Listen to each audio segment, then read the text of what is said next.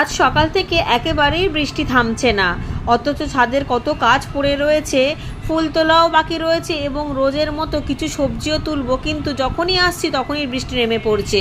যদিও প্রতিদিনই আমাকে ভিজে ভিজেই কাজ করতে হয়। ওই দেখুন আবারও বৃষ্টি নেমে পড়েছে। পুজোর ফুল তুলতে গিয়ে আজকে দেখছি জবা গাছের একটা ডালে অনেকটা পরিমাণে মিলিবাগ লেগেছে। ডালটাই কেটে নিয়েছিলাম, মগের জলের মধ্যে ডালটা ডুবিয়ে দিয়ে গিয়েছিলাম নিচে হ্যান্ড ওয়াশ এবং ফাঙ্গিসাইড পাউডার আনতে।